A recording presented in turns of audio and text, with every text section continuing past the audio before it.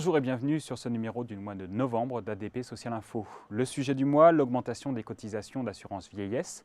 Un décret du 2 juillet 2012 étend le dispositif de départ anticipé à la retraite aux assurés qui ont commencé leur activité avant leurs 20 ans. Une mesure qui sera financée par une augmentation progressive des cotisations d'assurance vieillesse sur les prochaines années. Pour l'illustrer et pour commencer, voici un chiffre.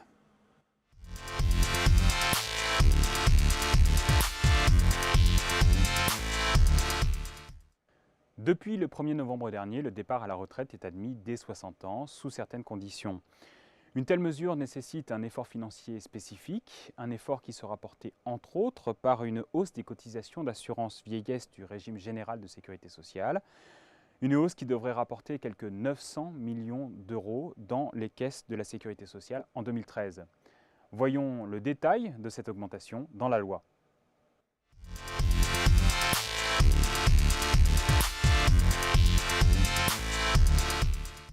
Abdelkader, bonjour. Bonjour. Quelles sont les hausses prévues? Le décret du 2 juillet dernier instaurant un droit au départ à la retraite dès l'âge de 60 ans sous certaines conditions fixe également les modalités de financement de cette mesure.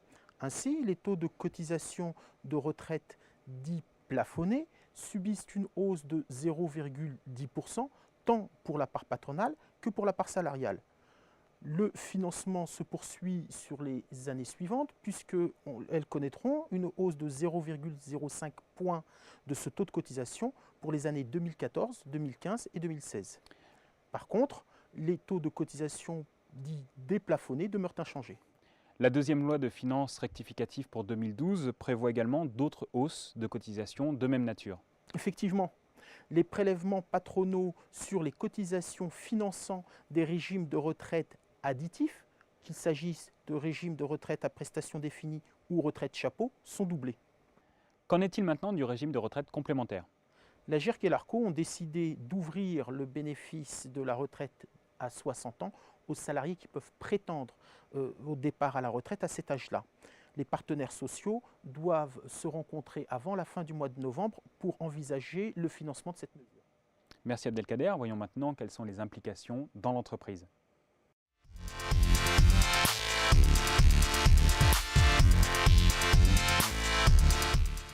Abdelkader, quelles sont les incidences déclaratives de cette hausse? Pour les mois de novembre et décembre 2012, des codes types CTP ont été créés. Ils sont spécifiquement dédiés à la prise en considération de cette hausse pour une durée provisoire de 2 mois. On notera par exemple la création pour la majorité des salariés concernés du code type CTP 013. Et après? Alors, à compter du 1er janvier 2013, ces codes particuliers disparaîtront et ces revalorisations de cotisations seront à inscrire dans le code général CTP. Le recours à la rupture conventionnelle est aussi concerné par ce droit au départ à 60 ans. On observe ici une conséquence collatérale de la mise en œuvre de cette mesure. Le régime social des indemnités de rupture conventionnelle, lorsque le salarié remplit les conditions d'un droit de départ à la retraite, et en l'occurrence ici dès l'âge de 60 ans, et celui d'un assujettissement de ces indemnités dès le premier euro aux cotisations sociales et à l'impôt sur le revenu. Merci Abdelkader, c'est le moment de répondre aux questions des internautes.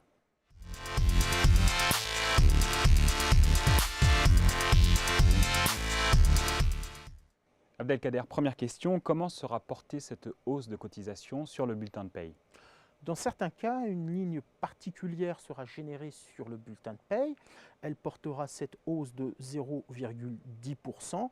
Elle permettra d'attribuer correctement chacun des montants dans les codes types CTP dédiés sur la DUX.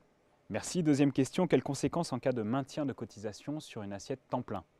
D'un commun accord, l'employeur et le salarié disposant d'un contrat de travail à temps partiel peuvent convenir d'un maintien d'une assiette de cotisation vieillesse à temps plein. La hausse de cotisation est sans incidence sur cette mesure. Merci encore Abdelkader. Voici maintenant le temps de synthétiser cette émission. C'est ce qu'il faut retenir.